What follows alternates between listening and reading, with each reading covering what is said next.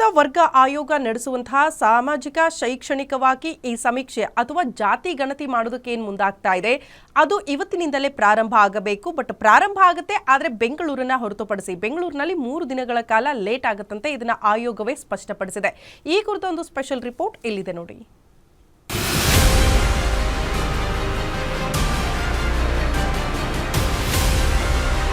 ಜಾತಿ ಗಣತಿಯಲ್ಲಿ ಜಾತಿ ಮುಂದೆ ಕ್ರಿಶ್ಚಿಯನ್ ಧರ್ಮವನ್ನ ಸೇರಿಸುವ ಮೂಲಕ ರಾಜ್ಯ ಸರ್ಕಾರದ ಕೆಂಗಣ್ಣಿಗೆ ಗುರಿಯಾಗಿದ್ದಲ್ಲದೆ ರಾಜ್ಯ ಸರ್ಕಾರಕ್ಕೆ ತಲೆನೋವು ತಂದಿತ್ತು. ಹೀಗಾಗಿ ಗೊಂದಲ ಹೊಂದಿರೋ ಜಾತಿಗಳನ್ನ ಕೈಬಿಡಲು ಆಯೋಗ ನಿರ್ಣಯ ಮಾಡಿದ್ದು, ಜನರು ತಮಗೆ ಬೇಕಾದ ಜಾತಿ ಬರೆಸಬಹುದು ಎಂದು ಆಯೋಗ ಸ್ಪಷ್ಟಪಡಿಸಿದೆ.